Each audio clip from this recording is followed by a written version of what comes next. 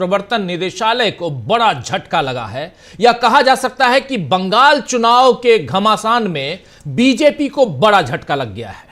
पिछले हफ्ते आईपैक के दफ्तर और प्रतीक जैन, जो आईपैक के मुखिया हैं, प्रतीक जैन के घर पर हुई छापेमारी के बाद से ममता बनर्जी, जो मुख्यमंत्री हैं पश्चिम बंगाल की, ममता बनर्जी ने बीजेपी के खिलाफ मोर्चा खोल लिया है। ममता बनर्जी ने साफ आरोप लगाया कि बीजेपी उनकी रणनीति, चुनावी रणनीति चुराने के लिए ईडी को आगे कर रही है और आईपैक के दफ्तर से टीएमसी की स्ट्रेटेजी वाले यानी रणनीति वाले दस्तावेज चुराए गए हैं।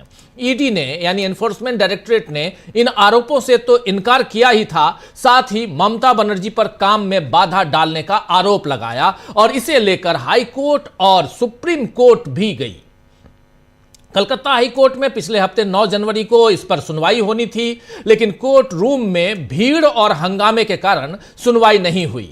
अब आज फिर से सुनवाई हुई, आज 14 तारीख को, तो फिर इसमें ईडी और भाजपा को बड़ा झटका लगा है। सुनवाई के दौरान ईडी की तरफ से पेश हुए अतिरिक्त सॉलिसिटर जनरल यानी additional solicitor general SV Raju बार बार यही अपील करते रहे कि इस मामले में सुप्रीम कोर्ट में भी याचिका दाखिल की गई है और इसीलिए उस पर फैसला आने के बाद ही सुनवाई हो। राजू ने इस बात पर भी आपत्ति जाहिर की कि आईपैक की तरफ से अदालत में कोई मौजूद नहीं था और ईडी ने टीएमसी के आरोप को खारिज करते हुए यह भी कहा कि उसने कोई दस्तावेज जब्त नहीं किए हैं, सब कुछ ममता बनर्जी और उनके सहयोगी लेकर चले गए। इस पर टीएमसी की तरफ से पेश वकील डॉक्टर मेनका गुरुस्वामी ने साफ साफ कहा है कि ईडी के इस बयान को दर्ज कर लिया जाए कि छापेमारी के दौरान कुछ भी जब्त नहीं किया गया, यानी भविष्य में अब ईडी किसी दस्तावेज को छापेमारी में बरामद सबूत के तौर पर पेश करना चाहे तो भी यह संभव नहीं होगा, क्योंकि ईडी ने खुद माना है कि उसने कुछ बरामद नहीं किया है। जब ईडी ने कह दिया कि जांच के दौरान बनाए गए दस्तावेजों यानी पंचनामा की कॉपी भी इसी बात की पुष्टि करती है कि आईपैक के ऑफिस या प्रतीक जैन के घर से कोई सामान या डेटा जब्त नहीं हुआ है, तो इसके बाद कोर्ट ने फैसला दिया कि याचिका में अब कोई बात बाकी नहीं रह गई है, इसीलिए इसे निपटा दिया गया। आपको बता दूं कि टीएमसी ने याचिका में कहा था कि अगर कोई डेटा जब्त किया गया है तो उसकी सुरक्षा की जाए, उसका संरक्षण हो, क्योंकि यह पार्टी के 2026 के विधानसभा चुनाव की तैयारी से जुड़ा गोपनीय राजनीतिक डेटा है। टीएमसी के वकील ने कोर्ट में कहा कि वो सिर्फ इतनी सी सीमित राहत मांग रहे हैं कि अगर कुछ जब्त हुआ है तो उसकी रक्षा हो, लेकिन अब ईडी ने बाकायदा कहा है कि उसने कुछ जब्त किया ही नहीं है, तो ये टीएमसी के लिए बड़ी जीत है। अब सुप्रीम कोर्ट में कल यानी 15 तारीख को सुनवाई है और वहां से क्या फैसला होगा यह देखना होगा। हाई कोर्ट ने कहा है कि अगर ईडी चाहे तो सुप्रीम कोर्ट के फैसले के बाद फिर आ सकती है, यानी जिस उम्मीद से ईडी की छापेमारी आईपैक पर करवाई गई थी और उसके बाद अदालत में भी टीएमसी को घेरने की कोशिश हुई थी, उसमें फिलहाल भाजपा को नाकामी हासिल हुई है और इसे एक तरह से टीएमसी की इस चुनाव से पहले बड़ी जीत के तौर पर कहा जा सकता है, देखा जा सकता है। यह बात बहुत महत्वपूर्ण है। अब जरा ग्राफिकली दिखाना चाहता हूं कि आखिर हुआ क्या क्या। एक छोटा सा यहां पे अलग अलग हिस्सों में देखिए आईपैक मामले में अब तक क्या हुआ। 8 जनवरी को आईपैक ऑफिस और प्रतीक जैन के घर में रेड हुई थी। प्रतीक जैन और आईपैक ऑफिस के दफ्तर पे, आईपैक के दफ्तर पे रेड पड़ी। उसके बाद छापेमारी के बीच ममता बनर्जी प्रतीक जैन के घर पहुंची। इसके बाद छापेमारी के बीच ममता बनर्जी पहुंची। टीएमसी ने इसे राजनीतिक बदले की कार्रवाई बताया और टीएमसी ने इसे राजनीतिक कार्रवाई बताया, उसके बाद बदले की कार्रवाई बताया। फिर ममता बनर्जी ने ईडी के खिलाफ 2 एफआईआर दर्ज कराई। ममता बनर्जी ने 2 एफआईआर दर्ज करवाई और ईडी भी ममता और टीएमसी के खिलाफ हाईकोर्ट पहुंच गई उसी दिन 8 तारीख को ही। 8 जनवरी को और 9 जनवरी को इस पर सुनवाई थी। ईडी भी ममता और टीएमसी के खिलाफ हाईकोर्ट पहुंची। कलकत्ता हाईकोर्ट में टीएमसी ने भी याचिका दाखिल की उसी दिन। और इसके बाद क्या होता है, इसके बाद कलकत्ता हाईकोर्ट में सुनवाई की तारीख होती है। 9 जनवरी को हाईकोर्ट में सुनवाई के वक्त हंगामा हो जाता है। 9 जनवरी को सुनवाई के वक्त हंगामा हो जाता है कोलकाता हाईकोर्ट में। इसके बाद सुनवाई की अगली तारीख 14 जनवरी मुकर्रर की जाती है, यानी 14 जनवरी को अगली तारीख दी गई और 14 जनवरी को अगली तारीख, और सीएम ममता ने 9 जनवरी को विरोध मार्च भी निकाला। सीएम ममता 9 जनवरी को विरोध मार्च निकाली और काफी भीड़ इकट्ठा हुई थी मार्च में। 14 जनवरी को सुनवाई की, लाइव स्ट्रीमिंग का फैसला हुआ, लाइव स्ट्रीमिंग हुई 14 जनवरी को। इसके बाद फिर बंगाल सरकार ने 10 जनवरी को सुप्रीम कोर्ट में कैविएट दाखिल किया। बंगाल सरकार यानी टीएमसी ममता बनर्जी 10 जनवरी को इससे पहले सुप्रीम कोर्ट पहुंची, कैविएट दाखिल कर दी और सुप्रीम कोर्ट में ईडी ने 11 जनवरी को ममता सरकार के खिलाफ याचिका दाखिल की। ममता बनर्जी और ममता सरकार के खिलाफ, टीएमसी के खिलाफ याचिका दाखिल की। 15 जनवरी यानी कल सुप्रीम कोर्ट में इस मामले की सुनवाई होगी। 15 जनवरी को इस मामले की सुनवाई होगी और टीएमसी का कहना है कि पार्टी को कमजोर करने की साजिश रची गई है ये। और लेकिन दूसरी तरफ टीएमसी का कहना है, जबकि दूसरी तरफ ईडी का कहना है कि तलाशी जो हमने ली थी, तलाशी के दौरान किसी तरह का कोई दस्तावेज, डाटा या डिजिटल सामग्री जब्त नहीं की गई है। तो ये अभी तक का यहां पर जो पूरा घटनाक्रम है, उस घटनाक्रम को आपके सामने रख रहा था। और इस बीच वैसे आप गौर फरमाएं तो जो कुछ अभी उधर हुआ है पश्चिम बंगाल में, बीजेपी इस वक्त महाराष्ट्र में भी उसी ढंग से कहीं ना कहीं घिरी हुई है। कल बीएमसी समेत 29 नगरीय निकायों के चुनाव है महाराष्ट्र में, महानगर पालिका के चुनाव, जिसमें महायुति बिखरी पड़ी हुई है। अजित पवार और एकनाथ शिंदे दोनों अपनी अपनी सुविधा से महागठबंधन कर रहे हैं। वहीं उद्धव ठाकरे और राज ठाकरे के एक साथ आ जाने से चुनावी समीकरण बदल चुके हैं। इधर बिहार में भी सियासी समीकरण बदलते हुए दिख रहे हैं। आज करीब 7 महीने बाद लालू प्रसाद यादव और तेज प्रताप यादव यानी बड़े बेटे लालू प्रसाद यादव के सार्वजनिक तौर पर एक साथ दिखे। यह तस्वीर देखिए आप। मकर संक्रांति के पर्व पर दही चूड़ा भोज बिहार की सियासत में काफी मायने रखता है और इसीलिए कल ही तेज प्रताप अपने पिता, माता और छोटे भाई, बड़े भाई नहीं है तेजस्वी यादव, उनसे छोटे हैं, छोटे भाई को न्योता देने वो पहुंचे थे। जिसके बाद आज लालू प्रसाद यादव तेज प्रताप के घर पहुंचे और राज्यपाल आरिफ मोहम्मद खान के साथ उन्होंने दही चूड़ा खाया। वहीं राष्ट्रीय लोक जनशक्ति पार्टी यानी आरएलजेपी के प्रमुख पशुपति पारस भी इस मौके पर तेज प्रताप के घर पहुंचे और उन्होंने कहा कि 14 जनवरी है, आज 14 जनवरी है, जितने भी ग्रह थे सब खत्म हो गए। ये कह रहे हैं जितने भी ग्रह थे सब खत्म हो गया है। और आगे का बयान जरा उनकी जुबानी सुन लेते हैं यहां पर। और ये दिन भर के पॉलिटिकल घटनाक्रम को थोड़ा आपके सामने रखना जरूरी है दोस्तों, इसलिए इन तमाम खबरों को आपके सामने लेकर हम आ रहे हैं। जरा सुनिए यहां पर क्या कह रहे हैं आरएलजेपी के मुखिया पशुपति पारस। जितना भी ग्रह था, ये ग्रह सब खत्म हो गया और आज से नया समीकरण बनेगा। जो लोग बिखरे हुए थे परिवार में, सब लोग एक हो जाएंगे और बिहार की राजनीति में नया मोड़ आएगा। चलो साथ आएंगे यानी कि तेज प्रताप जी फिर से। अब बोल तो दिए, चलो हो गया, रास्ता जाम हो।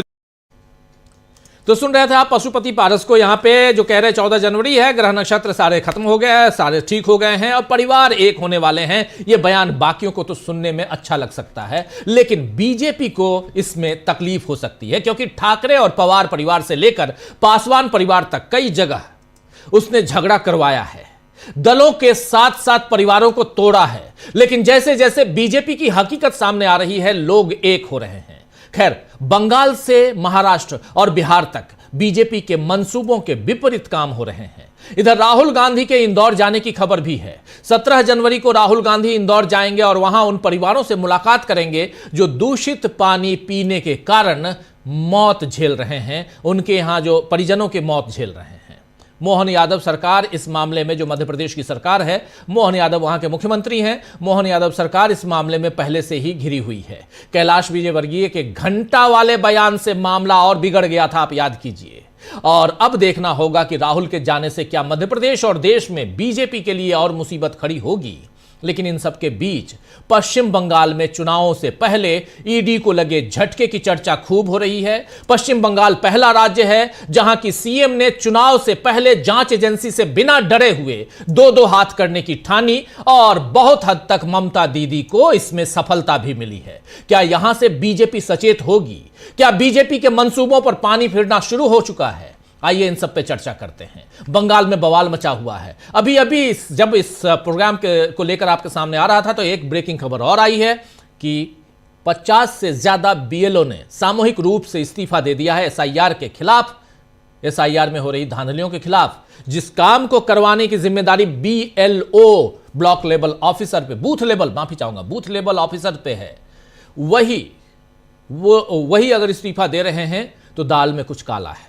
चलिए इन सब की पोल खोलने की कोशिश करते हैं, थोड़ा विश्लेषण गहराई से करने की कोशिश करते हैं। हमारे साथ कुछ वरिष्ठ साथी जुड़े हुए हैं, उन सबसे पहले आपका परिचय करवाता हूं। 3 वरिष्ठ साथी इस वक्त जुड़े हुए हैं हमारे साथ। प्रेम कुमार जी हैं, सुनील शुक्ला जी हैं और अमलेंदु उपाध्याय जी हैं। जल्द ही प्रशांत टंडन जी जुड़ेंगे और जल्द ही उधर कोलकाता से हमारे साथी सुमन भट्टाचार्य जुड़ेंगे। आप तीनों का स्वागत है, इस्तकबाल है इस चर्चा में। और स्वागत इस्तकबाल अब तमाम दोस्त साथी शुभचिंतक आप सबका जो अब तक जुड़ चुके हैं उनका भी, जो जुड़ने वाले हैं उनका भी।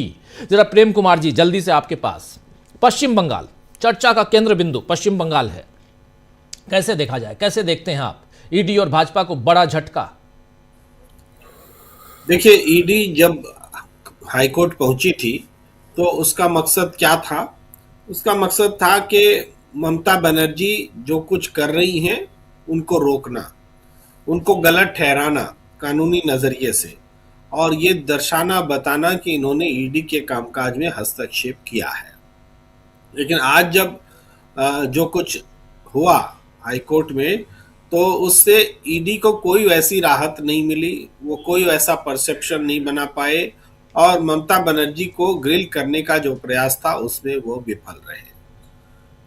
अब सवाल ये उठता है कि जिस बात को लेकर ममता बनर्जी इतनी नाराज हुई कि चुनाव सामने है और चुनाव के समय ईडी का उपयोग शुरू हो गया, और ईडी हमारे पार्टी का कार्यक्रम देखने वाले आईपैक, जिसको हमने एक नियम के तहत काम सौंप रखा है, जो हमारे आईटी सेल का प्रमुख है, वो उनके यहाँ छापेमारी का क्या मकसद है? भाई, जैसा कि ममता बनर्जी ने कहा था कि हमारे उम्मीदवारों के नाम ले गए, हमारी रणनीति ले गए, हमारे नारे ले गए, ये सारी बातें कही थी। तो अभी इस पर चूंकि सुप्रीम कोर्ट में सुनवाई होनी है और ममता बनर्जी ने कैविएट डाल करके एक बहुत बड़ा दिलेरी का काम किया था। कैविएट डालना इसलिए दिलेरी का काम है क्योंकि इस पूरे मामले में कैविएट का मतलब था कि हमारा पक्ष भी सुना जाए जब कोई आप फैसला देते हैं। यानी हमारा पक्ष बोल के जो ममता बनर्जी का पक्ष है वो बहुत मजबूत है और वो इस अपने बात पर कायम है कि उनको चुनाव से पहले ईडी का इस्तेमाल उनके खिलाफ हो रहा है। तो ये पूरा मामला चुनाव में केंद्रीय एजेंसियों के दुरुपयोग का मामला बन करके सामने आया है और इसमें ममता बनर्जी कामयाब हुई है। आज कोलकाता हाई कोर्ट से जो कुछ मतलब निकला है उसका मतलब यही है। अब सुप्रीम कोर्ट से भी ऐसा ही मतलब निकले, ये देखने वाली बात होगी। मगर ये लड़ाई ममता बनर्जी ने एसआईआर की जो लड़ाई है उसको बहुत एक ऊंचाई तक वो ले गई है। और अभी जो आपने बताया कि 50 से ज्यादा बीएलओ ने इस्तीफा दिया है, मुझे लगता है ये बंगाल से ही जुड़े हुए होंगे। ये बंगाल के ही हैं, बंगाल से ही, बंगाल ऐसा ही। तो बंगाल में अगर बीएलओ इस्तीफा दे रहे हैं, इसका मतलब वो समय याद कीजिए जब एसआईआर के दौरान बीएलओ आत्महत्या कर रहे थे उत्तर प्रदेश में, पश्चिम बंगाल में, दूसरी जगहों पर, और अब वो आत्महत्या का दौर रुका तो अब बीएलओ इस्तीफा दे रहे हैं। इसका मतलब है कि उनके ऊपर कामकाज का दबाव बहुत ज्यादा है। और ये दबाव किस रूप में दिखता है कि निश्चित हमें सीमा के भीतर आपको काम करना है और बिना रोज निर्देश बदलते हैं, उनके पास कोई दिशा निर्देश नहीं होता है और एक ही काम को बार बार करना पड़ता है। फिर भी जिस अफसर के प्रति जवाबदेह हैं वो अफसर संतुष्ट नहीं होते। ये सारी चीजें जो हैं उनको कामकाज की तकलीफें बढ़ाने वाली हैं।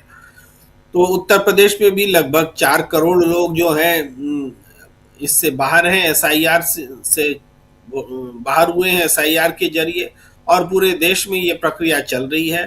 तो एसआईआर एक ऐसी प्रक्रिया के तौर पर सामने आया है जो चुनाव को प्रभावित कर रहा है, अपोजिशन की जीत की संभावना को खत्म कर रहा है।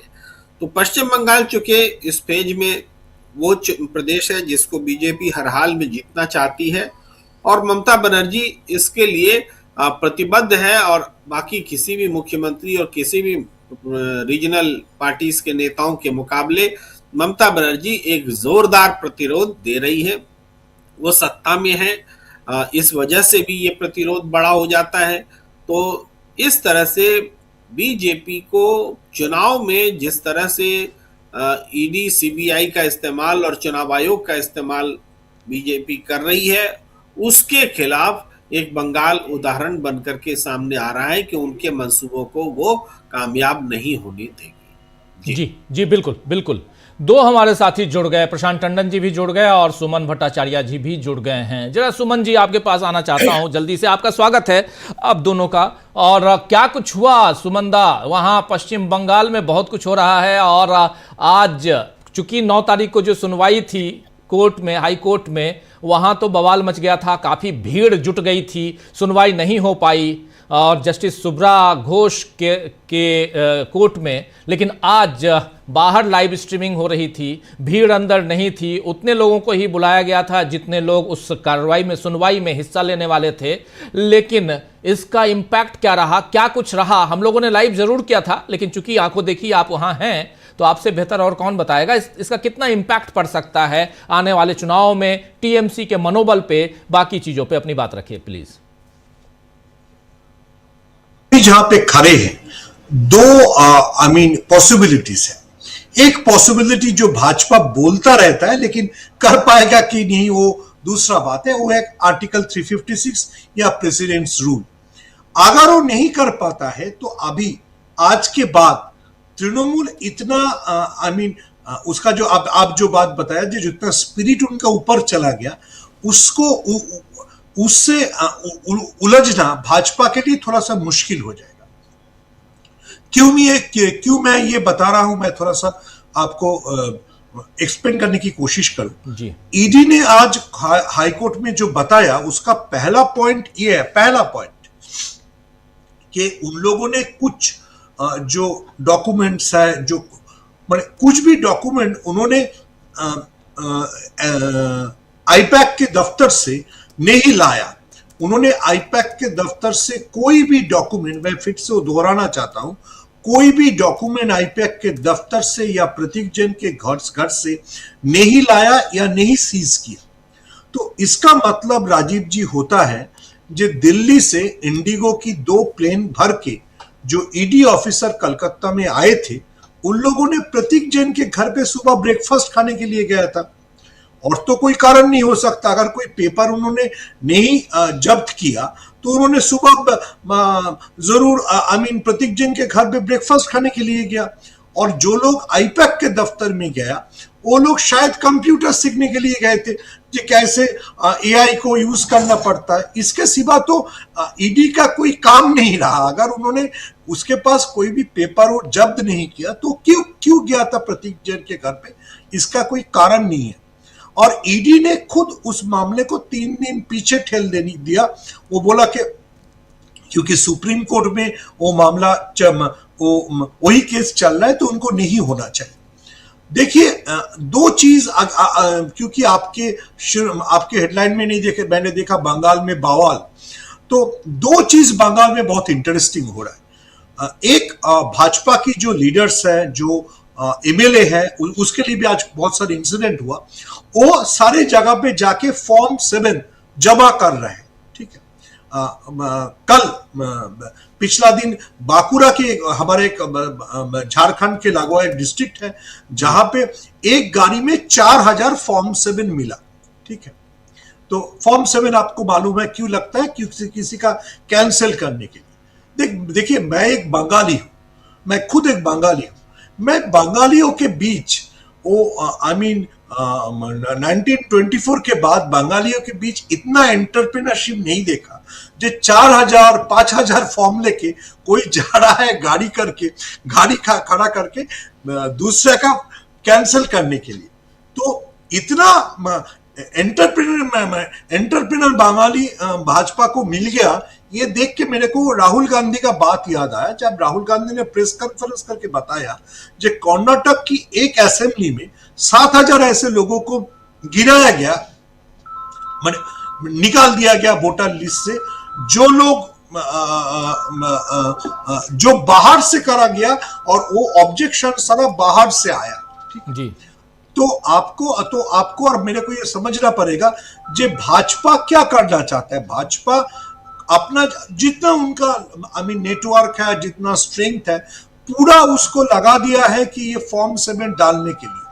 और टीएमसी का जो आरोप है, आज नदिया में एक इंसिडेंट हुआ जहां पे भाजपा के लोग बाहर की स्टेट से गाड़ी लाया और आदमी भी आया जो फॉर्म 7 डाल रहा था। वहां पे टीएमसी के जो सपोर्टर्स है उनके साथ भाजपा के सपोर्टर लोगों का काफी हाथापाई हुआ, ये सब हुआ।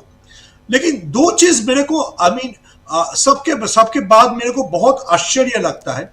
एक जो इतना एंटरप्रेन्योर बंगाली कहां से भाजपा को मिल गया, जो एक बंदा 4000 5000 फॉर्म 7 लेके खुद का गाड़ी लेके भाग रहा है, जो सारे लोगों को ढूंढ के निकालना पड़ेगा, ये सारा इन्फिल्ट्रेटर है।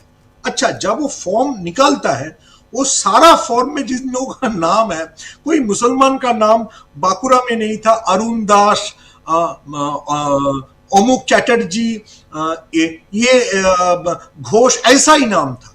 तो एक हिंदू पार्टी, मैं भाजपा को हिंदू पार्टी मानता हूं, एक हिंदू पार्टी बंगाल से हिंदुओं को निकालने के लिए, वोटर लिस्ट से नाम निकालने के लिए इतना कोशिश दे रहा है। ये भी बहुत बड़ा, मेरे ख्याल से जो जब हिंदू हिस्ट्री अमित शाह लिखेंगे, बहुत ऊंची तरह से ये जाना चाहिए जो कितने हिंदुओं को वोटर लिस्ट से नाम निकालने के लिए, कितना हिंदुओं ने गाड़ी लेके फॉर्म 7 लेके भागता रहा।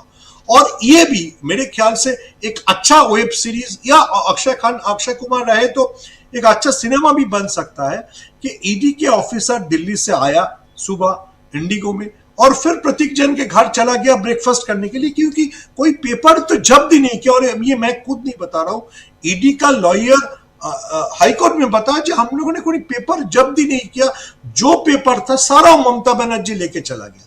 तो ममता बनर्जी के हाथ में तो सिर्फ 2 फाइल थे, 3 फाइल थे जब प्रतीक जैन के घर से निकाल रहे थे। तो क्या सिर्फ 3 फाइल के लिए, वो जो 3 फाइल ममता बनर्जी लेके चले गए, उसके सिवाय और कोई फाइल ईडी ने जब्त नहीं किया। सिर्फ प्रतीक जैन के साथ, वो जैन है मेरे को मालूम नहीं है, पूरे बंगाल में तो हम लोग ऐसे सुबह ब्रेकफास्ट नॉनवेज ही खाते हैं, लेकिन वेज ब्रेकफास्ट खाने के लिए क्या अमित शाह ने दिल्ली से भेज दिया, ये मेरे को मालूम नहीं है सर। जी, ये बड़ा अटपटा है, लेकिन बिल्कुल आप सही कह रहे हैं कि जब ईडी को कुछ मिला ही नहीं, और बार बार मजेदार था आज का जो बहस हो रही थी वहां, और जैसे ही additional solicitor general SB Raju आए, उन्होंने साफ साफ पहले ही कहना शुरू किया एडजर्न कर दीजिए, क्योंकि ये मामला ऑलरेडी सुप्रीम कोर्ट में है। जो ईडी इतनी परेशानी से, सुमन भट्टाचार्य जी आपके पास ही आ रहा हूं, मैं जानता हूं आपके पास समय कम है, इसलिए मैं चाह रहा हूं कि आपसे 2-3 सवाल ले लूं। और जो ईडी इतनी बिल्कुल शिद्दत के साथ ये लगे हुए कि इस पे सुनवाई कर लीजिए और भाग के आप सुप्रीम कोर्ट आते हैं, वही ईडी आज पहले ही मतलब शुरुआत ही करते हैं इससे कि इसको एडजर्न कर दीजिए, और आप ये कहते हैं कि हमने तो कुछ उठाया ही नहीं, सब कुछ ममता बनर्जी लेके चली गई। अच्छा, इतना ही नहीं, आखिर ये बताइए कि इसको ऑन रिकॉर्ड लेने की गुजारिश भी क्यों की गई होगी? ऑन रिकॉर्ड की गुजारिश हालांकि डॉक्टर मोनिका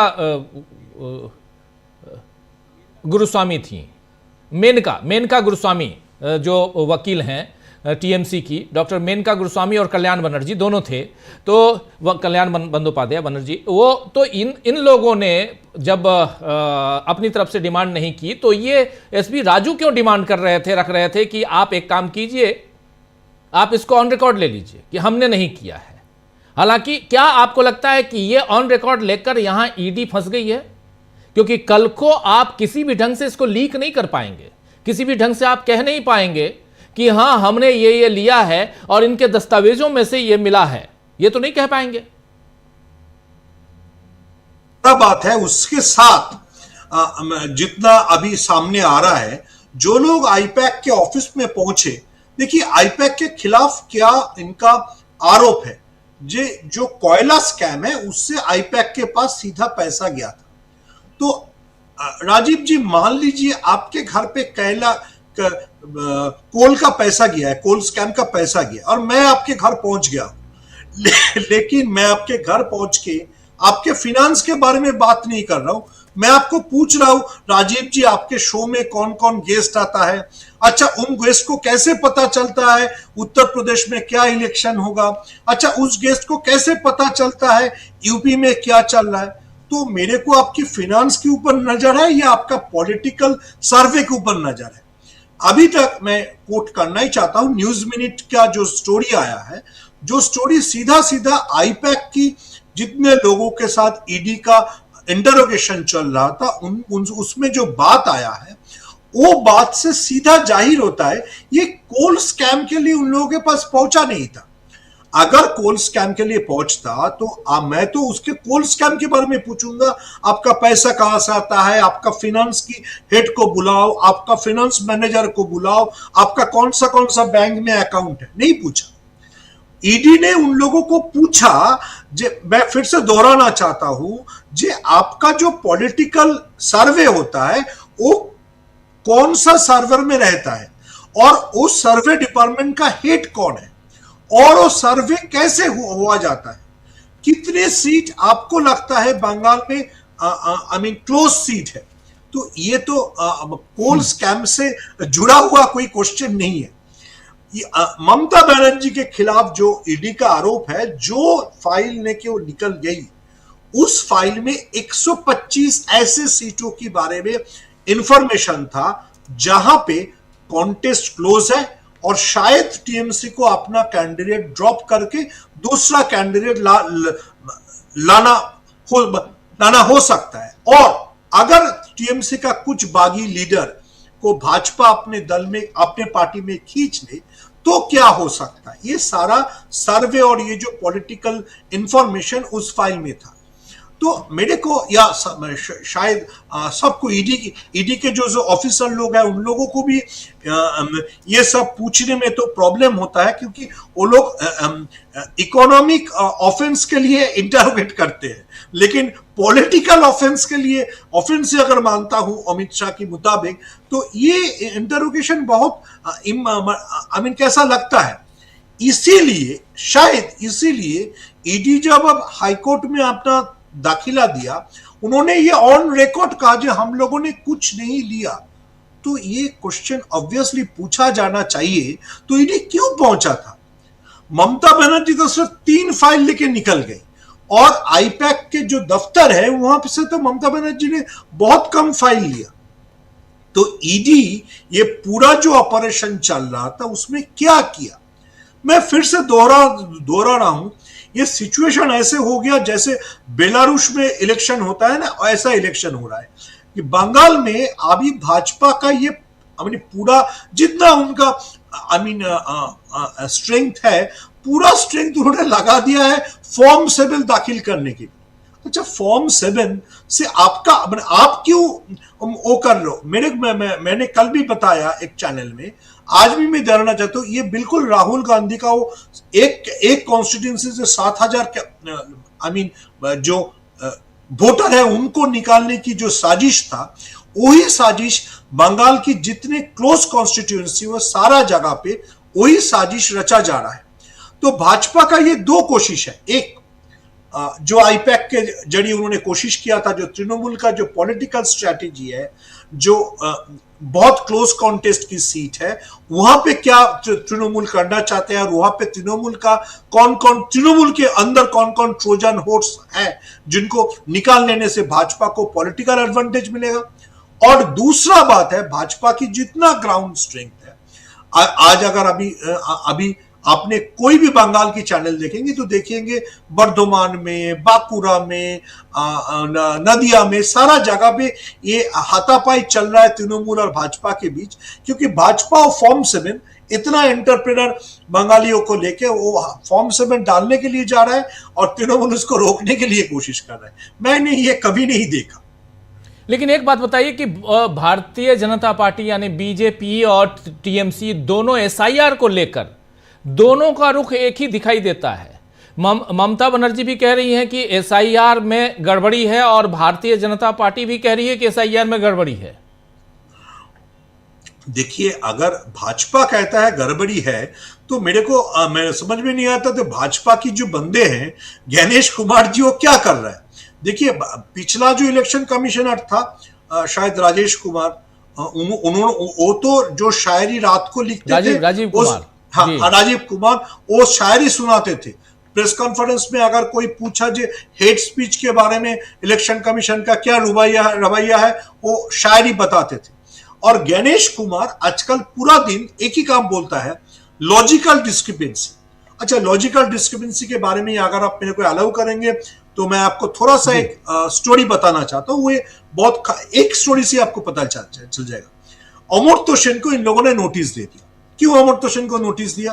क्योंकि अमर्त्य सेन का मां Amita Sen, according to election commission data, 15 जब उनके अमिता सेन की उम्र 15 थी तो उन्होंने अमर्त्य सेन को जन्म दिया। अच्छा, 1914 में ऐसा होता भी था, 15 साल में मां लोग बच जाती थी। लेकिन उससे भी ज्यादा बड़ा इंपॉर्टेंट है ये लॉजिकल डिस्क्रिपेंसी में क्यों आया? क्योंकि actually Amartya Sen's mother was born in 1914, not 1918।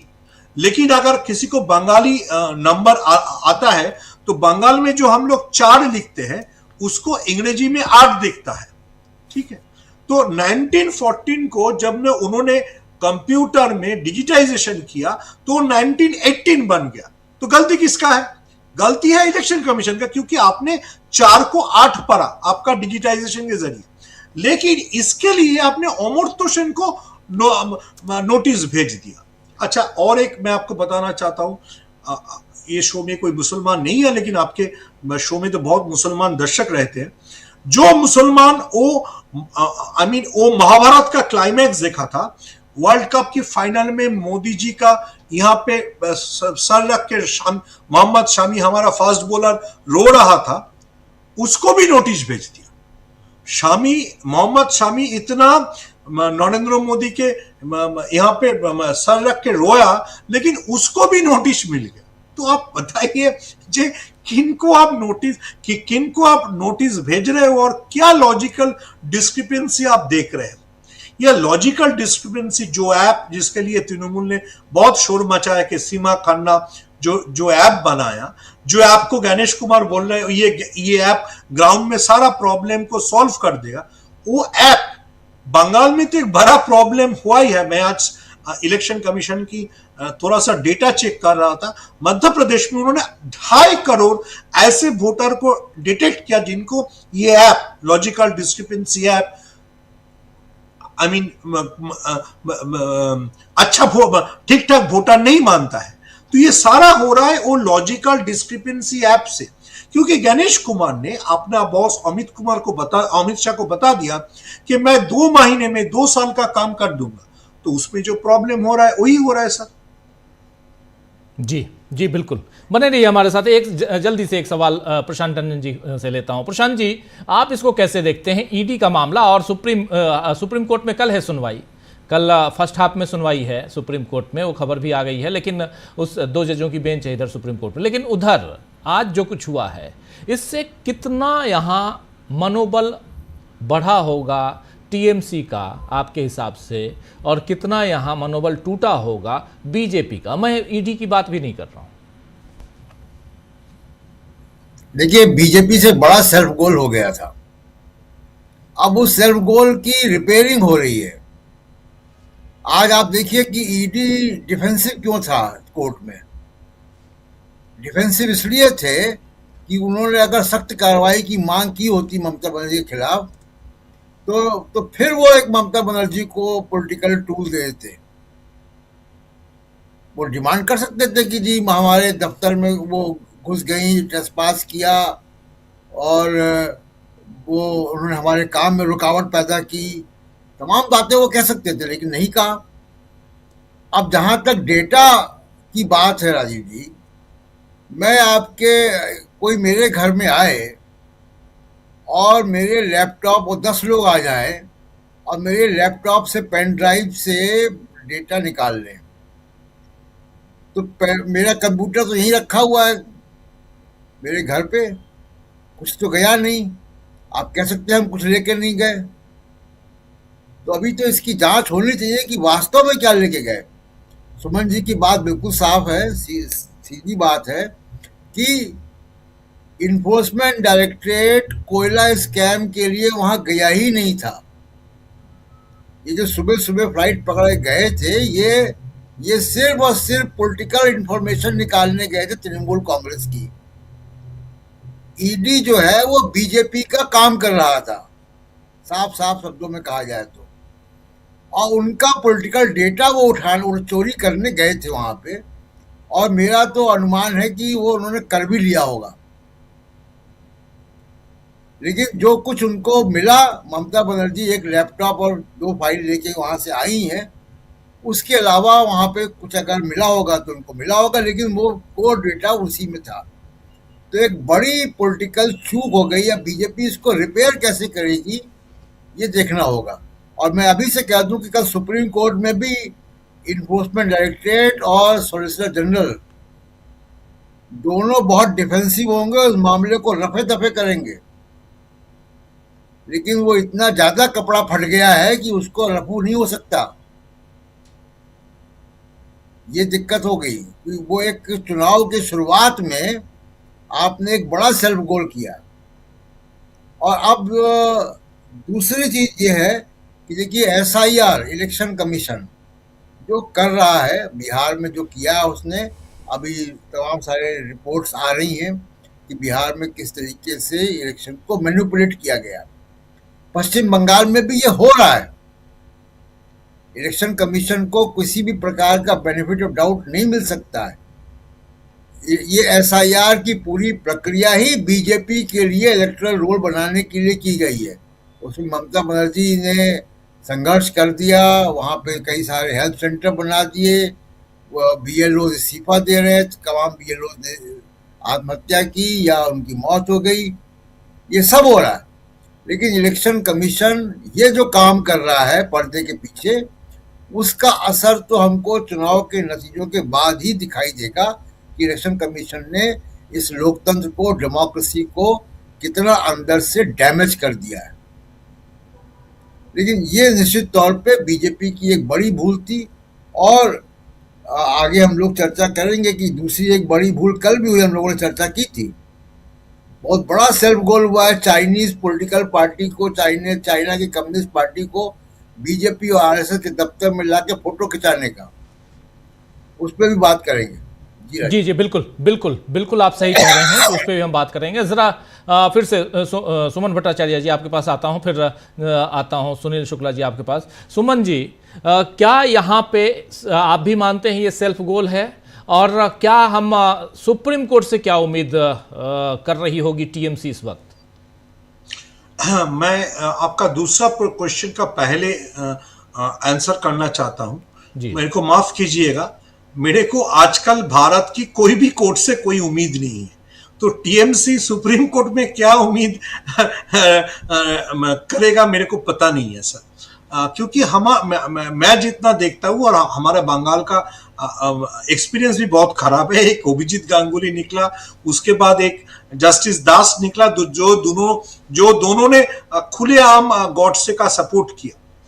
तो मैं सुप्रीम कोर्ट में नहीं जाना चाहता हूं, लेकिन जो पॉलिटिकल मैनिफेस्टेशन है, मेरे ख्याल से ये मेरा सोच है, जो Mamata Banerjee being a street fighter, उन्होंने एक दान चाल दिया। आपका अगर ताकत है मेरे को अरेस्ट करो, आपका अगर पावर है, आपका गट्स है, बंगाल में 356 लगाओ। अगर नहीं लगा पाते ये दोनों में कुछ भी, तब हर वक्त मैं बंगाल की एग्जाम्पल देके ईडी को ऐसे ही मुकाबिला करूंगा। अगर मैं इसको एस्टेब्लिश कर दिया कि ईडी एक चोर है, ईडी एक भाजपा का एजेंट है, तब तो मेरे को और मेरा पॉलिटिकल पार्टी को इसी लाइन पे आपको अटैक करने में कोई दिक्कत नहीं है। देखिए, अगर मैं फिर से दोहराना चाहता हूं, ममता बनर्जी ने खुलेआम ईडी को चैलेंज किया है। ईडी का बात अगर मान लेते, ईडी से फाइल लेके निकल गया तो ईडी को आइदर ममता बनर्जी को अरेस्ट करना पड़ेगा या सेंट्रल गवर्नमेंट को बंगाल में 356 करना पड़ेगा। इससे नीचे कुछ नहीं है। अगर इससे कुछ भी नीचे गया, जैसे आपने आज बताया, आज हाईकोर्ट में ईडी वापस चला गया, इससे नीचे कुछ भी गया तो ममता बनर्जी के लिए एडवांटेज है। जे मैंने तो तुमको तुम्हारा औकात दिखा दिया और ये भी पब्लिकली बताया जे तुम चोर हो। तुम भाजपा के लिए जो टंडन साहब बोल रहे थे, तुम भाजपा के लिए चोरी का काम करते हो। मैं ये बताने के बाद भी ईडी का हिम्मत नहीं हुआ मेरे को अरेस्ट करने के लिए, और अमित शाह का हिम्मत नहीं हो अगर होगा बंगाल में 356 जारी करने के लिए, तो भाजपा को इलेक्शन भाजपा कैसे फेस करेगा? आपका जो मेन एजेंसी है जिसको आप बोलते हैं, जो लगभग दुर्नीति करप्शन के खिलाफ बीजेपी का डोनाल्ड ट्रंप कभी भी किसी को जाके हेलीकॉप्टर से उठा ले आ सकता है, उसको अगर आप खुलेआम नंगा कर दो और उसको बताओ कि वो चोर है, वो फाइल चोरी करता है, वो पॉलिटिकल इंफॉर्मेशन चोरी करता है, इसके बाद अगर आप ममता बनर्जी का अरेस्ट नहीं करा सकते हो तो आपका पॉलिटिक्स कहां पे खड़ा है? जी बिल्कुल बिल्कुल, आप सही कह रहे हैं कि इस पॉलिटिक्स को समझने की जरूरत है। और लेकिन क्या आपको लगता है कि यहां से अब ममता बनर्जी थोड़ा और मजबूत होकर उभरी हैं? मजबूत होकर तो उभरी है। देखिए, मैं पहले भी बता चुका हूं, जब भी आपके शो में आया हूं, मैं गांधी जी का भक्त हूं। ये गांधी जी का पॉलिसी है। आप अपना डेमोन्स्ट्रेशन को इतने आगे ले जाओ, either if you are British you will fire on me, you have no option मेरे को मारने के सिवाय, नहीं तो मैं अपना एजेंडा को आगे आगे बढ़ाते इतना ले जाऊंगा, मैं आपको पूरा इरेलीवेंट कर दूंगा। देखिए, अब मैं फिर से बता रहा हूं, अगला 3 महीने में अगर ममता बनर्जी को भाजपा ने अरेस्ट नहीं कर पाया और बंगाल में प्रेसिडेंट नहीं रूल कर पाया, तो जो ममता बनर्जी ने किया वही कल तेलंगाना में कांग्रेस का चीफ मिनिस्टर भी करेगा। उसके बाद जिसका हिम्मत रहेगा, डीएमके का स्टालिन भी वही करेगा। क्यों नहीं करेगा? मैंने तो दिखा दिया हूं कि ईडी एक चोर है, सॉरी फॉर माय लैंग्वेज, लेकिन ईडी एक चोर है और वो भाजपा के लिए काम करता है, तो उसके साथ उछलने के लिए, उसका मुकाबला करने के लिए यही एक तरीका है, उसके साथ सीधा भिड़ जाओ। एक रास्ता, अलग रास्ता ममता बनर्जी ने खोल दिया है। अब इसके पास, अब सरकार के पास, ईडी के पास 2 ही रास्ता है, या तो वहां 356 लगाओ और या गिरफ्तार करो ममता बनर्जी को। अगर आप नहीं कर पाते हो तो ममता बनर्जी सही है। अगर आप नहीं कर पाते हो, मैं राजीव जी के शो में आके राजीव जी का टाई खींचा, इसके बाद भी अगर राजीव जी मेरे को शो में बुलाता है तो राजीव जी का प्रॉब्लम है ना, मेरा प्रॉब्लम तो नहीं है। तो ममता बनर्जी ने तो ईडी को चोर बता दिया। इसके बाद अगर ईडी और ममता बनर्जी एक साथ एग्जिस्ट करता है और फिर से अगर ईडी किसी के घर पे ब्रेकफास्ट खाने के लिए पहुंच जाता है, तो ममता बनर्जी तो वहां पे मिठाई खुशी खुशी भेज देगा। आप ब्रेकफास्ट ही खाओ, आपको डॉक्यूमेंट जब्त करने का क्या जरूरत है? सही बोल रहे हैं, सही बोल रहे हैं। बहुत बहुत बहुत शुक्रिया, बहुत धन्यवाद आपका सुमन भट्टाचार्य जी, जुड़ने के लिए, समय निकालने के लिए।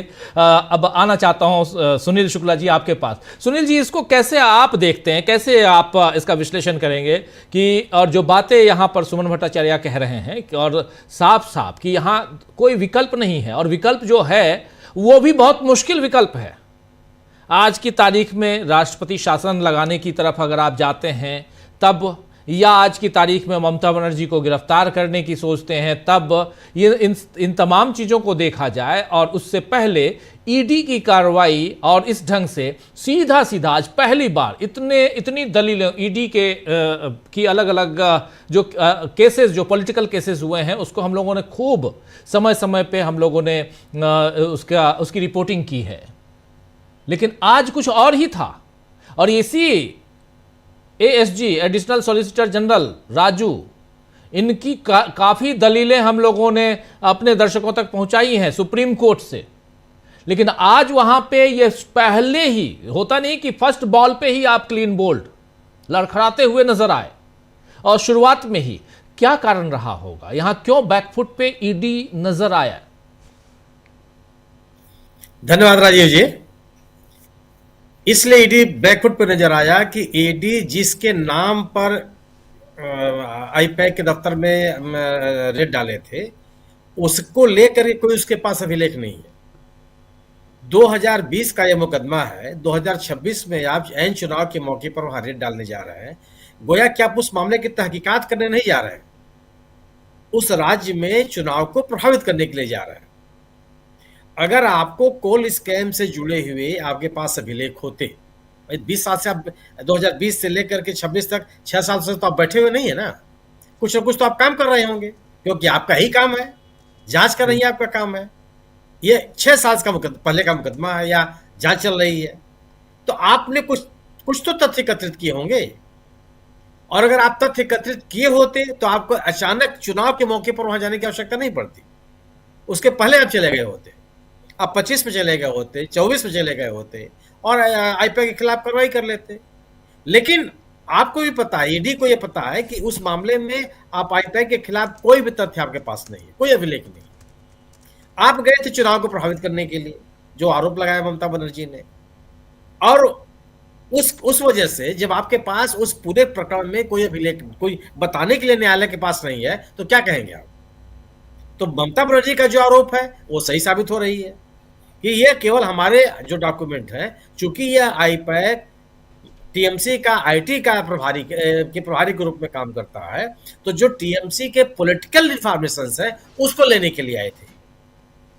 और सवाल सही है, अगर ईडी अपने मजबूत फुटिंग पे खड़ी होती तो वो न्यायालय को ये बताती कि बिल्कुल नहीं, हम कोल स्कैम के लिए गए थे और ये चीजें ऐसी मिली है मेरे पास, ये बद लिफाफे में हम न्यायालय को दे रहे हैं जिसमें आईपैक संलिप्तता नजर आती है। वो तो कुछ नहीं बता पाया क्योंकि आपके पास कुछ ही नहीं है बताने के लिए। तो पॉलिटिकली जो ममता बनर्जी ने जो एक नैरेटिव बनाने की कोशिश की, उसमें वो कामयाब रही और यह कहने में कामयाब रही कि ईडी केवल पॉलिटिकल एजेंट के रूप में भारतीय जनता पार्टी के का काम कर रहा है, एक जांच एजेंसी के रूप में काम नहीं कर रहा है। सर्वोच्च न्यायालय भी कई बार इनसे कह चुका है कि आप राजनीतिक लड़ाइयों में भागीदार क्यों हो जाते हैं, क्या आपकी कौन सी मजबूरी है? ईडी से पूछ चुका है, उसका कोई जवाब उनके पास नहीं है। जो गतिविधियां चल रही हैं पूरे देश भर में कि जिस राज्य में चुनाव होता है ईडी वही सक्रिय हो जाती है, ये तो न्यायालय के संज्ञान में भी है। आप दिल्ली के चुनाव देख लीजिए, जब अरविंद केजरीवाल गिरफ्तार किया गया। आप झारखंड को देख लीजिए, जब हेमंत सोरेन को गिरफ्तार किया गया। कब गिरफ्तार किया गया? जब चुनाव था।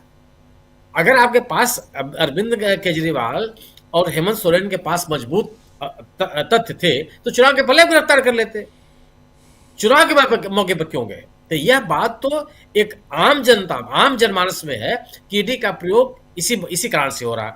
और यह जो एक परसेप्शन बना है, यह बेमतलब भी नहीं है। स्थिति यह है कि ईडी के मामलों में जो कन्विक्शन रेट है वो 1% भी नहीं है, 0.07% है। कौन सी जांच करते हैं भैया? आप इस देश की प्रीमियर एजेंसी हैं। 1000 मामलों में से 100 मामलों में से केवल 5 मामले आप कोर्ट में लेके जाते हैं, और जिसमें भी प्रभावशाली लोग जिनके खिलाफ आप कार्रवाई किए रहते हैं वो मामले आप वो भी आप लेके नहीं जा पाते। तो ये तो पब्लिक परसेप्शन है जी। इस मामले में जो ईडी का ये मामला पश्चिम बंगाल में कोलकाता में हुआ, मेरा अपना मानना है कि ममता बनर्जी को एक जबरदस्त पॉलिटिकल लीड मिली है। ममता बनर्जी वैसे भी भारतीय जनता पार्टी से आगे थी, लेकिन जो थोड़ा बहुत भी जो कुछ भी एक एंटी इनकम्बेंसी का नुकसान ममता बनर्जी को झेलना पड़ता, उससे वो बाहर निकलती हुई दिख रही है। भारतीय जनता पार्टी उनके खिलाफ कोई माहौल नहीं बना पाई। केंद्रीय एजेंसियों की बदौलत आप ममता बनर्जी के खिलाफ राजनीति नहीं कर सकते। अगर आप 356 लागू कर देंगे, वहां राष्ट्रपति शासन लागू कर देंगे, तो भारतीय जनता पार्टी आत्महत्या कर लेगी वहां। फिर इसको उम्मीदवार मिलेंगे कि नहीं मिलेंगे तय करना पड़ेगा इनको। यह बहुत बड़ी राजनीतिक चूक होगी। ईडी भेज करके जो उन्होंने एक आत्मघाती कदम उठाया है, उसका ही विस्तार होगा अगर वो राष्ट्रपति शासन लागू कर देते हैं। क्यों कि जो पश्चिम बंगाल की जनता है वो इसको स्वीकार नहीं करती, इसलिए नहीं। यही इस आधार पे आप कह सकते हैं कि जब से 3 टर्म से पश्चिम बंगाल में ममता बनर्जी की सरकार है, हाल के वर्षों में कोई भी बड़ा विरोध प्रदर्शन इस सरकार के खिलाफ आपको नहीं दिखाई पड़ा। जो मेडिकल कॉलेज, 2 मेडिकल कॉलेजों की घटना हुई, अगर आप उनको छोड़ दें, जी, उनको भी भाजपा में ममता बनर्जी की सरकार ने बड़ी मजबूती के साथ और साहस के साथ लोगों के बीच में जाकर के अपनी बात कही और अपने आप को उस संकट से बाहर निकाल लिया। गवर्नेंस के मुद्दे पर कोई पश्चिम बंगाल में स्थिति नहीं है कि आप राष्ट्रपति शासन लागू करेंगे और वहां की जनता एकदम फुल माला लेकर के भारतीय जनता पार्टी के पीछे खड़ी हो जाएगी। नहीं, आपने बहुत बड़े एक संकट से हमको निजात दिला दिया, एक ऐसे रिजीम से हमको आपने निजात दिला दिया जो गवर्नेंस के नाम पर बहुत विफल है। ये स्थिति नहीं बनने वाली। तो 356 लागू भी करते हैं आप, तो वहां का जो जनादेश है ममता बनर्जी के साथ, वो उसके साथ मजाक होगा, वो भी आप नहीं कर सकते। और ईडी अगर आगे की कार्रवाई नहीं करती, तो जो ममता बनर्जी कह रही हैं कि आप एक राजनीतिक एजेंडे के तहत गए थे वहां, वो साबित होता हुआ नजर आता है। दोनों स्थितियों में ईडी कुछ कर नहीं सकती है। ईडी की स्थिति भी नहीं है कि आप जा करके आप ममता बनर्जी को गिरफ्तार भी नहीं कर सकते, यह भी साहस नहीं जुटा पाएंगे। माने 356 लागू करना भी आपके बूते का नहीं है और ममता बनर्जी की गिरफ्तारी भी आपके साहस का विषय नहीं है, आपका दूर दूर तक।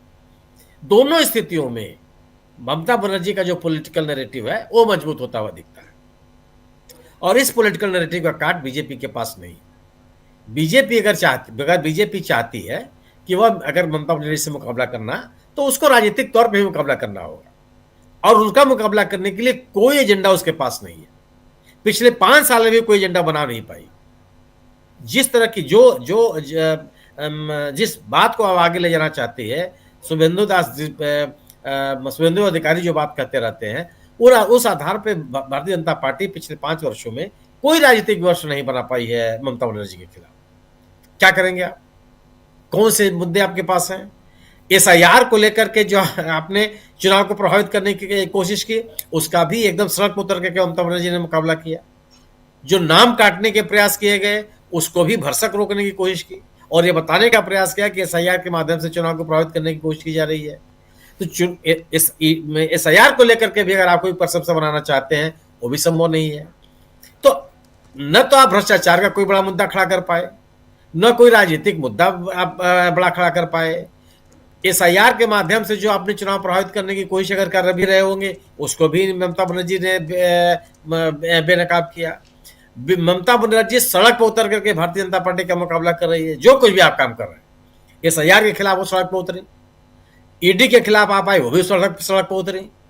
कोई ऐसा विषय नहीं था जिसमें ममता बनर्जी ने अपने आप को बैकफुट पर रखा हो, यह कोशिश की हो कि नहीं हम सीधे सीधे हम नहीं उतरेंगे। हर मामले में सीधे सीधे उतरेंगे। न्यायालय में अगर ईडी गया, न्यायालय में टीएमसी भी गई, और टीएमसी का कोई पदाधिकारी नहीं गया, ममता बनर्जी खुद गई एज चेयरपर्सन तृणमूल कांग्रेस। सर्वोच्च न्यायालय में ईडी है, वहां भी टीएमसी ममता बनर्जी अपने खुद में सामने उपस्थित है। तो आमने सामने खड़ा होकर के जिस तरीके से ममता बनर्जी ने भारतीय जनता पार्टी का मुकाबला किया है, वह उनके राजनीतिक बढ़त का संकेत है पश्चिम बंगाल। और केंद्रीय एजेंसियों की बदौलत राजनीति करने की जो कोशिश कर रही है भारतीय जनता पार्टी, वह इस बात का सबूत है कि भारतीय जनता पार्टी संगठनात्मक स्तर पर और राजनीतिक स्तर पर ममता बनर्जी का मुकाबला करने की स्थिति में नहीं है। टीएमसी को कमजोर करके, ममता बनर्जी के ऊपर हमले करके केंद्रीय एजेंसियों की बदौलत वो चाहती है कि वह टीएमसी सरकार का मुकाबला कर लेगी। मुझे ऐसा नहीं लगता। इस पूरे घटनाक्रम में मुझे लगता है कि ममता बनर्जी ने एक राजनीतिक बढ़त हासिल की है, और उसको पाट पाना अभी तत्काल मुझे भारतीय जनता पार्टी के बस में नजर आता नहीं। जी जी जी बिल्कुल। लेकिन अमलेंदु जी, आप भी लाइव में थे ही और देख रहे थे, समझ रहे थे क्या चल रहा है, लेकिन ज़रा ये समझाइए कि ईडी ने ये यू टर्न क्यों मारा वहाँ हाई कोर्ट में? क्या सुप्रीम कोर्ट से कोई उम्मीद लेकर ईडी यहाँ पहले से बैठा हुआ है? राजीव, सुप्रीम कोर्ट से उम्मीदें रही होंगी ईडी को, इसीलिए यू टर्न मारा, या फिर ये हो सकता है कि वो समझ ही नहीं पाए हों एएसजी राजू साहब जो हैं कि दूसरी तरफ से जाल क्या बना गया है। क्योंकि वो तो कहते रहे हमने कुछ नहीं लिया है, ममता बनर्जी लेगी, ममता बनर्जी लेगी। मतलब उनका बार बार जोर जो था वो ये था कि हमने कुछ बरामद नहीं किया है, ममता बनर्जी उसको ले गई उठाकर। और जिस समय ऑर्डर लिखाया जा रहा था उस समय भी वो बीच में हस्तक्षेप कर रहे थे कि इसमें ये भी जोड़ दीजिए कि ममता बनर्जी ले गई। ये उनका जोर था मिला के। तो राजीव जी आज वो यूटर्न लेना नहीं चाहते थे, लेकिन वो जिस तरीके से वहां फंस गए थे, एक तो पहले वो तैयारी के साथ इसीलिए आए थे कि शायद यहाँ से एडजॉर्नमेंट मिल जाएगा और फिर सुप्रीम कोर्ट पहुंच जाएगा तो राष्ट्रीय स्तर पे जो है उसको भुनाया जाएगा, वहां भी फिर बात होगी। आज भी एक हेडलाइन बनेगी और फिर वहां भी बनेगी, उसके बाद फिर ममता बनर्जी को थोड़ा नुकसान पहुंचाया जाएगा, ये इस इरादे से गए होंगे। लेकिन वहां जो उनके वकील थे दोनों, कल्याण बनर्जी जो थे वो भी राजीव जी सुप्रीम कोर्ट के बहुत अच्छे वकीलों में गिने जाते हैं, और डॉक्टर मेनका गुरुस्वामी वो भी बहुत अच्छे वकीलों में गिनी जाती हैं। दोनों, डॉक्टर मेनका गुरुस्वामी ने आखिर में उनको फांस लिया ये कहते हुए कि अगर ये बार बार यही कह रहे हैं कि साहब हम कुछ लेकर नहीं गए तो ठीक है, हमारी याचिका आप निरस्त कर दीजिए, लेकिन इनके कहने पे इसको ऑन रिकॉर्ड लीजिए कि ये कुछ भी लेकर नहीं गए हैं। तो वो झोंक में मुझे लगता है कह गए कि हाँ हम कुछ लेके नहीं गए हैं, अगर आप इसको रिकॉर्ड पे लेना चाहते हैं और रिकॉर्ड पे ले लीजिए, ममता बनर्जी ले गई। यानी वो शायद ये सोच रहे होंगे कि अगर ये रिकॉर्ड पे आ जाएगा कि ममता बनर्जी ले गई तो हम सुप्रीम कोर्ट से में जाके ये कहेंगे देखिए ममता बनर्जी जो थी वो ले गई, ममता बनर्जी पर एफआईआर दर्ज की जाए ईडी के काम में बाधा डालने की। ये उनका मकसद रहा होगा, लेकिन फंस गए वहां जाकर उल्टे, और अदालत जो थी उसने रिकॉर्ड पर ले लिया कि ये कह रहे हैं कि कुछ भी लेकर नहीं गए हैं। अब राजीव जी इसके जरिए दो तीन चीजें हुई।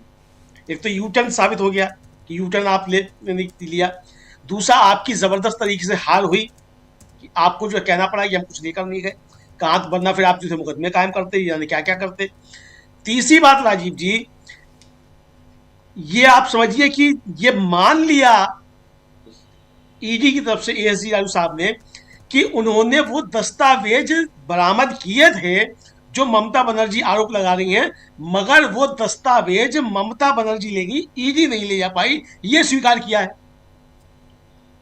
उनका बाबा ये कहना कि हमने कुछ नहीं लिया, ममता बनर्जी ले गई, तो इसका मतलब कि आप ये स्वीकार कर रहे हैं कि आपने वो दस्तावेज लिए थे, और आपका कहना यही है कि ममता बनर्जी छीन के ले गई। तो ममता बनर्जी वो ले गई तो आपने स्वीकार कर लिया कि आप वहां आईपैक पर जो छापा डालने गए थे वो आप कोयला घोटाले में नहीं गए थे, वो आप तृणमूल कांग्रेस की स्ट्रेटजी बरामद करने के लिए गए थे कि क्या स्ट्रेटजी है, और जो ममता बनर्जी आरोप लगा रही हैं उसको आज ईडी ने अदालत में साबित कर दिया कि ममता बनर्जी के आरोप सही हैं। अब राजीव जी जब ये पहुंचेंगे सुप्रीम कोर्ट में तब वहां क्या बहस करेंगे? यही तो कहेंगे कि साहब ये हमारा इन्होंने काम में बाधा पहुंचाई और हम तो लेकर नहीं आए, ममता बनर्जी लेगी, जो आज रट लगाए हुए थे एएसजी राजू साहब, यही रट सुप्रीम कोर्ट में लगाएंगे। अब अगर ये मान भी लिया जाए राजीव जी, जो उनको भरोसा होगा ईडी को कि सुप्रीम कोर्ट एफआईआर के आदेश दे देगा ममता बनर्जी पे, अगर ये भरोसा है जो उनको समझाया गया होगा रणनीतिकारों द्वारा बीजेपी के, अगर ये एक प्रतिशत मान भी लिया जाए कि सुप्रीम कोर्ट कह देगा कि साहब ठीक है एफआईआर दर्ज करो, तो एफआईआर दर्ज करने पे राजीव जी ये सरकारी काम में बाधा डालना ईडी तो गिरफ्तार नहीं करेगी। इसमें गिरफ्तार कौन करेगा? इसमें गिरफ्तार करेगी बंगाल की पुलिस।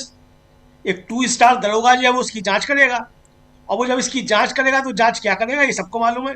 अगर 50 बीएलए नौकरी से इस्तीफा दे सकते हैं कि भाई ये आपका एसआईआर जो आप कर रहे हैं ये गड़बड़ है, तो दरोगा क्या करेगा ये भी समझ लेना चाहिए एजी साहब को।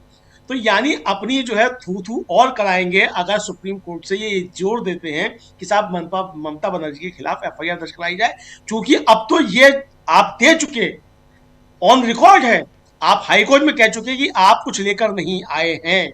तो अगर आप कुछ लेकर नहीं आए हैं तो ममता बनर्जी आपसे लेके आ गई। अगर आप कुछ लेकर नहीं आए तो ममता बनर्जी क्या ले गई? और अगर आप कह रहे हैं कि आप जो लेकर आए थे ममता बनर्जी वो ले गई, तो ममता बनर्जी का आरोप सच हो रहा है कि आप उनके कागजात लेने के लिए आए थे, तो आप सुप्रीम कोर्ट में गिरते हैं। तो कुल मिला के राजीव जी अपने ही बुने जाल में ईडी बुरे तरीके से फंस गई है। अब अमित शाह जी क्या इनका इंतजाम करेंगे हमें नहीं मालूम है। जैसा कि ममता बनर्जी का आरोप है कि वो उन्होंने कहा प्रधानमंत्री के लिए कि mister prime minister control your home minister, तो वो होम मिनिस्टर क्या करेंगे ईडी का एसडी साहब का हमें नहीं मालूम है। ममता बनर्जी के अपने आरोप हो सकते हैं, वो राजनेता है, कुछ भी आरोप लगा सकती हैं, लेकिन अगर ममता बनर्जी के आरोप सही हैं तो फिर क्या होगा ये आने वाला समय बताएगा। कुल मिलाकर जो है, जो आज की परिस्थितियां हैं उसमें साफ तौर पर समझा जा सकता है कि ईडी के जरिए जो बीजेपी ने जाल बिछाने की कोशिश की थी, उसके जाल में बीजेपी खुद फंसती हुई नजर आ रही है। ममता बनर्जी विजयी मुद्रा में आज निकल कर आई है। राजीव जी बिल्कुल सही कह रहे हैं आप, लेकिन विजयी मुद्रा में न सिर्फ निकल के आना, अब कल इस पे चर्चा दलीलें पेश की जाएंगी इधर सुप्रीम कोर्ट में, और सुनवाई की तारीख ही नहीं बल्कि अब उसका समय भी आ गया है। फर्स्ट हाफ में इसकी सुनवाई होनी है, 27वें नंबर पर यह केस है जहां सुनवाई होगी। अब देखते हैं कि 27वें नंबर तक ये मतलब इस केस तक पहुंचते पहुंचते जजेस कहीं उठ न जाएं और इसकी सुनवाई आगे न टाल दी जाए, ये भी हो सकता है। मगर इंतज़ार रहेगा, कल का बहुत ही इम्पॉर्टेंट डे है अगर सुनवाई होती है तो। लेकिन इससे भी इम्पॉर्टेंट यहाँ ये नज़र आ रहा है, प्रेम कुमार जी ज़रा इसका विश्लेषण आप लोगों के ज़रिए समझना चाहता हूँ। जो अभी बातें कहकर गए सुमन भट्टाचार्य, उसमें से एक बात ये कि कल को तेलंगाना के मुख्यमंत्री या तो दूसरे राज्यों के मुख्यमंत्री वो भी अब हिम्मत दिखाएंगे, जो हिम्मत यहां ममता बनर्जी दिखा चुकी हैं। और यहां ईडी ने कहा है, जो सुप्रीम कोर्ट में याचिका ईडी ने दाखिल की है उसमें साफ साफ फर्जरी का मामला, उसमें रोबरी का मामला, कि आकर डकैती करके चली गई ममता बनर्जी, आकर ईडी के पास से पूरा लेके चली गई और ममता बनर्जी के खिलाफ एफआईआर दर्ज करने की अनुमति दी जाए हमें, और वो भी राज्य से बाहर। ये सारी चीजें अगर सुप्रीम कोर्ट में इन दलीलों, इस याचिका में जो मांग की गई है वो अगर नहीं टिक पाता है तो फिर क्या जो सुमन भट्टाचार्य कह रहे हैं उस दिशा में दूसरे राज्य जाते हुए दिखाई देंगे, जहां ईडी का डर, और खासकर डर की बात नहीं है, अगर आप गलत कर रहे हैं, जांच एजेंसियां आ रही हैं, जांच कर रही हैं, और जो बात है कि हाँ कोयला घोटाले पे जांच करनी है तो बात अलग, लेकिन आप कोयला घोटाले पे तथाकथित तौर पे बात न करके आप पूछ रहे हैं कि आपकी पॉलिटिकल स्ट्रेटेजी की फाइल कहां है, तब तो गड़बड़ है मामला। और ऐसे में किस दिशा में फिर जांच एजेंसियां और खासकर जो इसको कितना एक्सपोज होते हुए देखते हैं आप, प्रेम कुमार जी? राजीव जी, ये जो पूरा मसला सामने आया है उसमें चूंकि ईडी एक तरह से, ईडी सीबीआई सब अर्ध न्यायिक संस्था भी होती है, तो उसको एक न्यायालय की तरह भी देखा जाना चाहिए। लेकिन वो हाई कोर्ट में अपील कर रही है और क्या कह रही कि स्टेट से बाहर उनको मुकदमा करने की अनुमति दी जाए, रॉबरी जैसे आरोप लगा रहे हैं वो भी एक मुख्यमंत्री पर। तो इसका मतलब है कि ये आरोप नहीं है, एक तरफ से उन्होंने, ईडी जब ये कह रहा तो ईडी ने मान लिया है कि ऐसा हुआ है, तब वो कोर्ट में गए हैं कि भाई ममता बनर्जी रॉबरी कर रही है, काम में दखल दे रही है, कुछ इस तरह की बात जो असंवैधानिक है वो कर रही है। तो इस निष्कर्ष तक इतनी जल्दी ईडी पहुंच गया एक केस में, ये बात बताता है कि आने वाले समय में अब वो ईडी ममता बनर्जी के शासन काल में कैसे ईमानदारी से काम कर पाएगा। ये आपको याद होगा कि सीबीआई के मामले में पश्चिम बंगाल में भी जो कानून बना और वही तेलंगाना में भी बना था कि भाई बिना अब स्टेट से पूछे हुए सीबीआई एंट्री नहीं कर सके, ये बना था, अभी भी है। अब इस तरह की चीजें अब क्या ईडी के साथ भी होंगी कि अब जो केंद्रीय संस्थानें हैं, प्रीमियर एजेंसीज हैं, उनको किसी स्टेट में काम करने से पहले उस स्टेट की मर्जी जरूरी होगी। ये अब स्टेट के लिए काम करना मुश्किल हो गया है, इसलिए ये स्थितियां बन रही हैं। तो ये टकराव ना हो, संघीय ढांचा मजबूत रहे, इसके लिए सेंटर का इंटरवेंशन भी जरूरी होता है, सेंटर और स्टेट के बीच में कोऑर्डिनेशन भी जरूरी होता है। लेकिन चूंकि चुनाव ही सब कुछ है, जैसे भी चुनाव जीत लेना है और इसके लिए हमें केंद्रीय एजेंसियों का इस्तेमाल करना है, और इस हद तक इस्तेमाल करना है कि केंद्रीय एजेंसियां स्टेट गवर्नमेंट को अपना दुश्मन मान बैठी है। ये जो है ये खतरनाक स्थिति है कि ईडी की दुश्मन ममता बनर्जी सरकार, और ममता बनर्जी सरकार समझ रही कि ईडी हमारी दुश्मन की हमें फंसाने आई है, चुनाव में हमारा दुरुपयोग कर रही है, हमारा डाटा चुराने आई है। तो ये पूरी तरह से एक केस नहीं है, ये फेडरल स्ट्रक्चर पर बहुत बड़ा एक हमला है, उसका प्रमाण है। और ये चुनाव के इर्द गिर्द हो रहा है, इसलिए और ज्यादा खतरनाक है। आम दिनों होता तो एक मामला भर होता, लेकिन ये तो चुनाव है और चुनाव हर स्टेट में होना है। तो क्या हर स्टेट में इसी तरह से केंद्रीय एजेंसियां और स्टेट गवर्नमेंट एक दूसरे को दुश्मन मानेगी, एक दूसरे के खिलाफ अदालत में जाएंगी? ये भी मामला है ना कि ईडी बनाम एक स्टेट गवर्नमेंट और हाई कोर्ट और सुप्रीम कोर्ट में जाके न्याय मांग रही है। यानी बहुत नाजुक समय पर, नाजुक स्थिति में है केंद्र और राज्य का संबंध। ऐसे में तो राज्य सरकार का अस्तित्व खत्म हो जाना चाहिए। भाई रहे बचने ही नहीं देंगे कि भाई अब केंद्र ही सरकार चलाए, राज्य सरकार की जरूरत क्या है, वो तो केंद्रीय एजेंसियों की दुश्मन है, वो तो काम करने नहीं देती है। तो ये जो इस मोड़ पर जो बात लाई गई है, ये चुनाव विरोधी है। चुनाव जीतने से ज्यादा खतरनाक बात हम बोल रहे हैं। ये इलेक्शन नहीं हो, इलेक्शन होगी तो फिर ममता जीत के आ जाएगी, फिर जीत के आ जाएगी तो ईडी को काम करने नहीं देगी, इसलिए ममता को जीतने ही ना दो, यानी चुनाव ही ना होने दो। तो ये जो बात को वहां तक ले जाया गया है कि चुनाव का मतलब ही खत्म हो जाए। जी राजीव जी। जी बिल्कुल बिल्कुल, आप सही कह रहे हैं। उस दिशा में चुनाव का मतलब खत्म हो जाए, लेकिन उससे पहले जांच एजेंसियों का जो डर है, क्या वो खत्म होने की तरफ है? प्रशांत टंडन जी, ये फायदेमंद भी है और नुकसानदेह भी है। देखिए राजीव जी, बड़ी सिंपल सी बात है। भारत की संवैधानिक लोकतंत्र को बचाने के लिए कुछ भी करना चाहिए। अगर जांच एजेंसियां पॉलिटिकल पार्टी की तरह बिहेव कर रही हैं, तो जांच एजेंसियों के साथ यही बर्ताव होना चाहिए जो ममता बनर्जी ने किया। पॉलिटिकल बात यह है, इसमें कोई, ये ऐसा दौर है राजीव जी जिसमें कि हम बहुत क्लिनिकल होके गोल मोल तरीके की बात नहीं कर सकते। जी, हुआ दरअसल ये है कि मोदी और अमित शाह में कोई बीजेपी और तृणमूल कांग्रेस का कोई सवाल नहीं है। मोदी और अमित शाह, इन दोनों लोगों ने लकड़ी समझ के गर्म लोहा उठा लिया है। आप उससे जितना जल्दी पिंड छुड़ाना चाहते हैं कि जितना जल्दी वो छूट जाए हाथ से, इसीलिए डिफेंसिव थी आज ईडी। और कल सुप्रीम कोर्ट में भी राजीव जी यही होगा कि ये मामला किसी तरह से बंद हो जाए, ये चैप्टर ही क्लोज हो जाए। अब जो ईडी का आरोप है, वो ईडी का आरोप क्या है? मतलब कि ममता बनर्जी ने चोरी कर ली। ममता बनर्जी ने कहां से चोरी की? ईडी के किसी अधिकारी के घर से चोरी की क्या? वो फाइल कहां थी?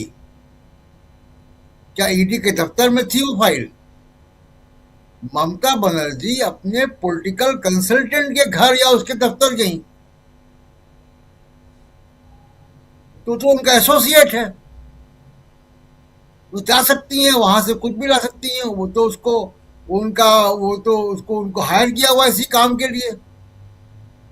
जी, तो ये चोरी कहां से है? क्या इन्फोर्समेंट डायरेक्टरेट ने उस प्रीमाइसिस को सील किया हुआ था? वहां पे कोई केंद्रीय एजेंसियां लगी हुई थी, उसको सील कर दिया गया था? कोई मजिस्ट्रेट के ऑर्डर थे कि यहाँ पे कोई नहीं घुसेगा? भाई आप अपना काम कर रहे हैं, ममता बनर्जी के पॉलिटिकल कंसल्टेंट है, वो अपने काम से गई, वहां पे ले आई। ये चोरी कौन सी है? अगर आप अपने किसी कर्मचारी के घर जाए और उसकी रजामंदी से उससे उसका कोई चीज ले आए, कोई कागज, तो क्या ये चोरी कहलाई जाएगी? वो तो ममता बनर्जी के कंसल्टेंट है, वो उनको पैसा, उनकी फीस जाती होगी, और उनके दफ्तर से कोई चीज ला रहे हैं तो उसको चोरी कैसे माना जाएगा? क्या वो आईपैक के जो जैन साहब हैं, वो कहेंगे, वो कभी कहेंगे, कभी उन्होंने कहा कि ममता बनर्जी मेरी मर्जी के खिलाफ ये फाइल उठा के ले गई? ऐसा तो नहीं कहा उन्होंने। तो ये तो केस बनता ही नहीं है, किसी भी सूरत से ये केस नहीं बनता है। और बहुत एक साफ बात ये हो गई राजीव जी कि चुनाव के पहले ही एक बड़ा जो है झटका इन लोगों को लग गया है, हिट विकेट हो गए हैं बिना मतलब। और अब केवल भरोसा ज्ञानेश कुमार पे है, मोदी अमित शाह को। जी केवल ज्ञानेश कुमार कोई चमत्कार कर पाए तो कर पाए। और देखिए, गोदी मीडिया, ये हिंदी बेल्ट नहीं है, तो गोदी मीडिया बहुत कारगर नहीं होगा वहां पे। हिंदू मुसलमान चल नहीं पाएगा। एक इन्होंने अपना एजेंट लगाया हुमायूं कबीर नाम के व्यक्ति को, उसका मामला गुब्बारा की हवा हट निकल चुका गई। ऑलरेडी। जी उस गुब्बारे की हवा निकल गई। फिर आपने ईडी को भेजा, ईडी फंस गया। और मैं आपको बता दूं, अब चुनाव तक ईडी बंगाल नहीं जाएगा, क्योंकि अब जब बंगाल जाएगा तो ये और इस तरीके की हरकत करेंगे वो, तो चुनावी मुद्दा बनेगा। और चुनावी मुद्दा बनना चाहिए। अगर CBI, enforcement directorate, income tax, अगर ये सरकारी एजेंसियां पॉलिटिकल टूल की तरह काम करती कि जहां चुनाव हो वहां पहुंच जाए। अभी सुनील जी भी यही कह रहे थे कि छत्तीसगढ़ में चुनाव होगा तो आप भूपेश बघेल के घर पहुंच जाएंगे, और राजस्थान में चुनाव होगा तो आप गहलोत के घर पहुंच जाएंगे। बड़ा हिसाब से चलते हैं आप। महाराष्ट्र में चुनाव होगा तो आप उद्धव ठाकरे के रिश्तेदारों के यहाँ पहुंच जाएंगे। कर्नाटक में चुनाव आएगा तो आप डीके शिव कुमार के पहुंच जाएंगे। तो ये अगर आप ये करेंगे, तो अगर आप पॉलिटिक्स करेंगे तो आपको भी पॉलिटिक्स झेलनी पड़ेगी। क्यों नहीं झेलनी पड़ेगी? जब आप पॉलिटिकल वर्कर की तरह काम कर रहे हैं तो पॉलिटिकल वर्कर की तरह होगा। पॉलिटिशियंस आपस में दूसरे को छीटा कसी करते हैं, वैसे होगा। जी बिल्कुल। तो कोयले खदान में आप जाएंगे और मुंह भी काला नहीं कराएंगे, ऐसे कैसे होगा? जी बिल्कुल। तो इसमें फंस गए हैं मोदी अमित शाह दोनों। अब इसको कैसे वो रिपेयर करते हैं, वो कल सुप्रीम कोर्ट में देखेंगे। मेरा अंदाज ये है कि इस मामले को अब वो कंबल डालने का काम करेंगे इस पे, कि इसको खत्म किया जाए। अब कुछ नया सोचेंगे, कुछ नया आइडिया। हुमायूं कबीर का चला नहीं, ईडी चला नहीं, अब तीसरा कोई एक और शिगुफा लेकर आएंगे, क्योंकि दीदी और दीदी वाला भी पुराना हो गया, वो भी चलेगा नहीं इस बार। जी राजीव जी बिल्कुल बिल्कुल। सुनील शुक्ला जी, आप क्या कुछ देखते हैं आगे क्या हो सकता है? और उसमें जांच एजेंसियों की बात मैं कर रहा हूं, और कितना सबक यहां पे ममता बनर्जी ने दिया है जांच एजेंसियों और खासकर ईडी को, बीजेपी को अघोषित तौर पे।